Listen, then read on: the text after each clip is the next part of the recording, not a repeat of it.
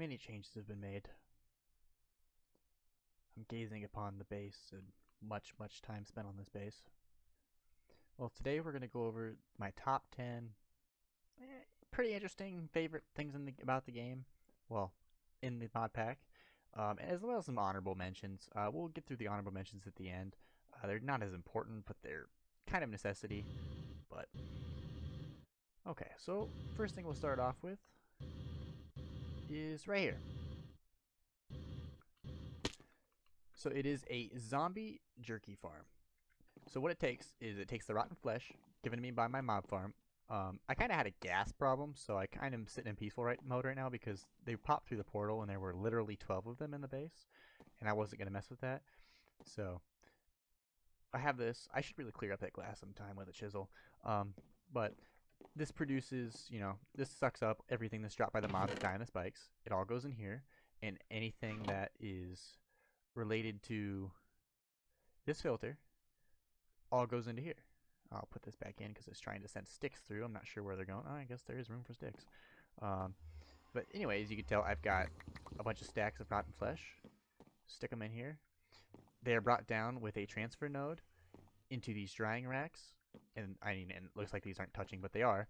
And it'll suck off the zombie flesh after it dries out, puts it in here where it turns into monster jerky. It's just rotten flesh into monster jerky. Okay, next up on the list is something simple, but I find it pretty necessary. I guess it's not simple. You have to be kind of far in the game to get to this point. Can't see that sign, but it says clay farm. So okay, so what I have here is something mentioned in another category. So this is an automatic cobblestone generator tier 3, again with the transfer nodes pumping into this auto hammer, which sieves the cobblestone down into gravel. This one's, and then it pushes it over into the gravel, which sieves it into sand, as you can see. And this sand is sieved into dust. Okay. And then that is connected right here. It's not connected to the drawer. It is connected to the wooden barrel. The wooden barrel inserts the clay once it is full of water. I will show you that. So adding this upgrade mining allows mining of cobblestone and pumping of water. The second I put this in, it'll start filling up with water. Because there's an, I can't think of what it's called, unlimited water source down here. So that then it's going to start filling up this barrel. Once it gets full, the clay is immediately inserted. Sorry, the dust is immediately inserted, which produces clay. It's pumped out. And as you can tell, I mean, it doesn't run very long because it's kind of a power-consuming thing. But I've got 3 stacks plus 7 clay blocks in there. So I'm going to go ahead and remove this clay farm just so it's not sitting there running on my system. As you can see, the power kind of starts to drain out a little bit. But, alright, so after that happens, it'll shut off soon. Okay, so now we're going to go into the next thing, which is quite a necessity. As you can see, I'm flying around, which is a major thing in Sky Factory 3. That it has to do with this Simply Jetpacks 2 mod. I made the electrical steel one. It's kind of expensive, but here, I'll start Simply Jetpack. Yeah, here you can see the basic one is Conductive Iron. I mean, that can be made with redstone and iron. But again, if you're just starting out, it's kind of difficult. Leather can also be a pain if you don't have anything set up for that. Oh, that's not the right thing. And then the redstone conduits are kind of a pain. But it's just silicone and redstone. I struggled with getting a lot of silicone until I found out, the basic tricks with the sag mill and stuff. We'll cover that in another episode if you'd like to learn. But, I mean, as you can tell, I can just fly around. I mean, it's at 98%. And then whenever I want to charge it, I just come over here to this basic capacitor and charge it up. See, it's already full. I was only at 98% anyway. As you can tell, there is nothing here, no lava generators here, because I'm going to redesign this whole thing. I will go over this whole other thing in my new redesign here soon. Okay, so the next thing is right here. It is a 5x5 sieve. 1, 2, 3, 4, 5. 1, 2, 3, 4, 5. There's supposed to be a 5th one there, but I don't know why I put a torch there, honestly. But you can now sieve items in a 5x5 area. It's not necessarily a new thing, but a lot of people didn't know. Most people were just sitting there sieving one item. But here, we'll go ahead and we'll just grab some dirt. I think I can. Nope, not here. Must have to be gravel. I don't really have any gravel. Okay, I got a stack. So as you can tell, see, we're sieving all of them at once. And we get quite a bit of drops. Okay, we're gonna go ahead and dump this. Clear that. But that is really, really handy. I mean, especially starting out. I mean, it's kind of a pain to make the sieves, to be honest, and if you don't have any upgraded meshes. But okay, so and the next item on the list is over here. My Obsidian Production. As you can see, I have 5 stacks of 64 plus 55. Now, it may look complicated, but as soon as I break it down, you're going to be like, oh, that's so simple. Okay, so we have a Cobblestone Generator, which this is a pump transfer node, which is immediately inputting all this cobblestone into these. This is a crucible. Real simple to make. You guys can look it up over here. And there's lava underneath of it melting the cobblestone. And these are fluid nodes. I am being withered by witch water. Fluid nodes right here. And these are connected here. And that is being run. Can't really see it because of the witch water. But that is being run underneath. Pumped right into those stone barrels. Now those stone barrels are filled with lava. And I've placed water on top of these stone barrels, which immediately, even in vanilla Minecraft, creates obsidian. And then I have, can't see it, but there are transfer nodes. I'm going to go underneath and show you. Yep, see there are 3 transfer nodes here, getting sucked up right into that drawer.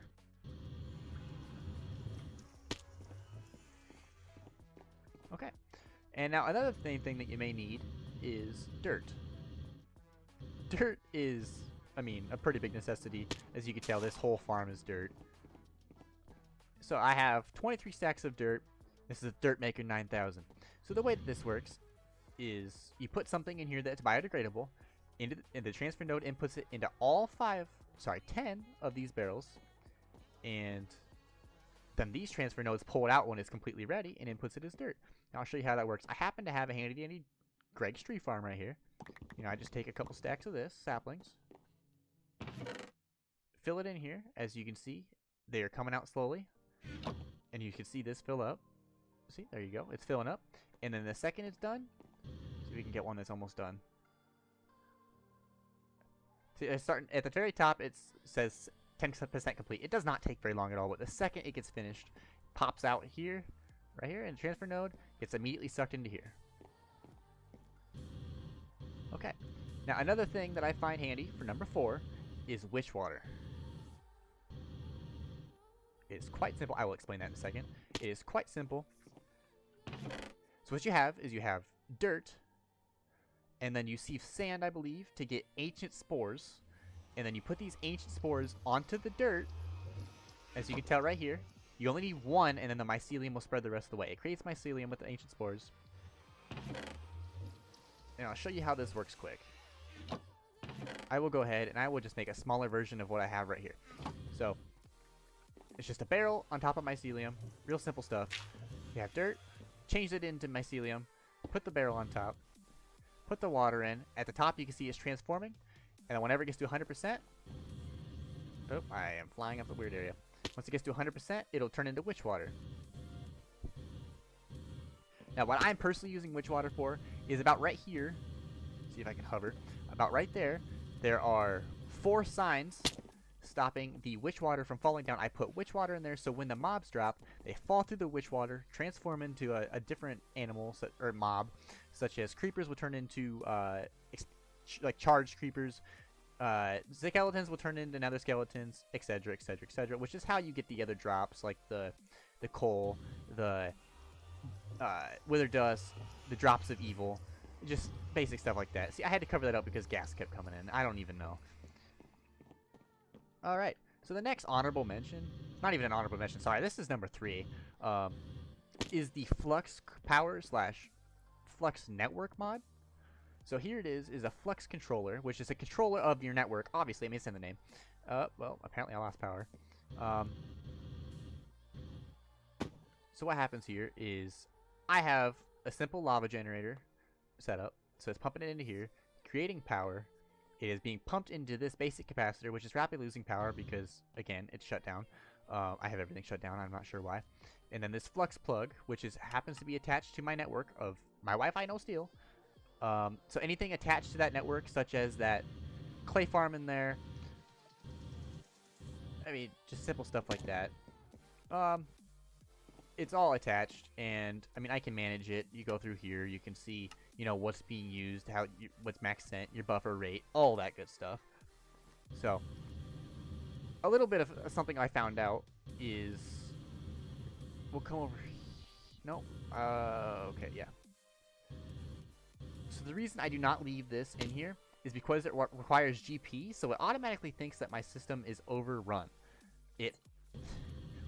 It will shut down all of my stuff if I do not have proper GP, which I'm running RF, so I don't have any GP. So it immediately says that I have 10 being used out of 0.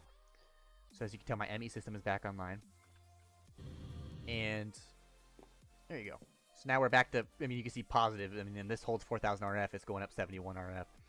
So that flux plug is immediately wirelessly sending power to everything else. And this is just a basic flux storage. I mean, it just stores power, as you can tell. I mean, it's in the name. Okay. Ooh, I'm getting some lag spikes. The next honorable mention, not even an honorable mention, this is number 1. This is one of the key things, my favorite thing in this mod pack, honestly, is the Emmy storage system. So you need an Emmy controller. You need a solderer to make all the components to make the disk drives. See, all my items are on this disk. See, they're all in here. The second I take that out,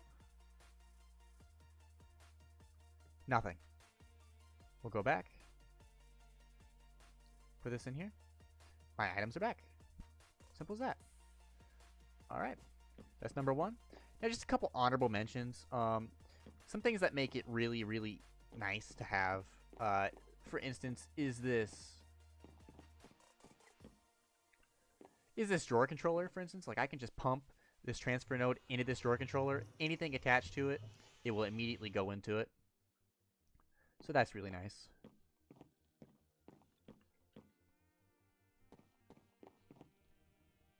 Okay, so we're going to show 2 more things. I do not have that one on me. Okay, so the first thing, ignore that lag, I'm sorry, it's server lag, is the XP that's collected from this farm is put into this drum. As you can see, we have 13,000 XP. I just emptied it. It is pumped from this fluid transfer pipe into this singularity tank. In this singularity tank is an XP tap, which honestly is a great item, because if you just build a cobblestone barrier around yourself and you go AFK for a while next to your mob farm, you just turn this baby on and you just collect levels. I mean, it's nice. Okay, so that's a really nice thing. Man, this lag is driving me nuts. So that's a really nice thing. But what you don't want to do is die and lose all of your XP. I happened to have 188 levels earlier, and I died to about 25 Endermen. I came back to AFK, and I lost all my levels but 7. And this item, the Lesser Ring of Experience, is very, very handy. So you just come over, you shift, right click, adds it to a bank of XP that you have in there. So when you die, you don't lose any experience. So you can see I have 120,274 levels. Another really, really, really nice thing to have is this rain shield. You can get them, I believe, in common loot bags. I will double check. Rain shield. Yep, as you can tell down here, rain shield. You can either craft it with flint, a blaze rod, and 3 netherrack, which blaze rods are kind of hard to come by if you haven't really gone to the nether. Or you can get them in a rare loot bag. As you can see, you can get them here. So, it's up to you. I prefer the loot bag method. Personally, I just collect all the loot bags. I'll take them all in my inventory. I'll shift right click them onto a chest. It'll automatically open them into that chest. That's really, really, really nice. And then the last thing happens to be in this chest. The Jerkinator. It holds food and auto eats for you. So it's not just jerky. I mean, I'll shift right click on it. As you can see, it takes all these items. Beef jerky, obviously there's 2 beef jerkies. Beef Wellington, steak and chips, zombie jerky, which steak, monster jerky, which I am rapidly producing, as you saw in earlier. Beef jerky, chicken jerky, bacon jerky, mutton jerky, rabbit jerky, fish jerky. So, and So I completely skipped over this part. The lag spikes were kind of driving me nuts, so I kind of forgot about it. But anyway, here's the Steve Carts 2 mod, which is actually my second on the list. I'm not sure how I managed to skip over it. But as you can see, it runs on coal. It's also solar. I have my original rendition of it was just coal powered. That was getting costly in the coal department. So it automatically collects, if I can get past that. See, as you can tell, I have 563,000 durability left on the woodcutter. You just repair that with diamonds. I have a hardened cutter on there. So then you've got the saplings that are automatically planted, and this is its internal storage. So it's in the shade right now, so I actually have to get it some coal. But what it does is it just cruises around the tracks, plants trees, and starts breaking down the trees. We'll grab some coal so we can go ahead and show you. But once he does that and he's got a full inventory, he'll stop right here, and he'll input everything. You see, as you can tell, the stuff like coal will go to the engine. Everything that's in his storage will come over here, and that's automatically outputted into these storage drawers. As you can tell, I have 792 stacks of 64 logs. Like, that is insane. So here's the original rendition. So the modular cart, and to craft the Steve's carts, once you get all the parts, you use a cart assembler. I've noticed it took 2.5 stacks of coal to create this. So the second you put this in here, maybe 5 minutes later, it runs out of coal, and it's like a 45-minute process. So you don't want to run out of coal because it pauses that timer and you can't continue. So what I did is I put the cart assembler on top. I couldn't use a transfer pipe, so I just put a hopper on top and put coal in the hopper, and it automatically filled it up, kept it full. Like, here's a standard hole. As you can see, the modular capacity, the modular complexity is 50. The max engine count is 3. The max add-ons is 6. And then that's what this one has. But what I have in the newest one is this one, the reinforced hole, which, as you can see, is much, much different and much better. We'll go ahead and we'll throw some coal in here so you can see how it works. Throw some coal in there. Gets power immediately. And he should be immediately breaking down this stuff over here. Yeah, see, as you can tell, he's breaking it down all by himself. Everything's going in his inventory. And then he will drop it off over here. Alright guys, so this lag is driving me absolutely bonkers. I might have to do with the recording software, to be honest with you, because it runs perfectly fine when I'm playing normally. But alright, yeah, like I said before, if you want to see some more, just go ahead and leave a like and a comment and subscribe.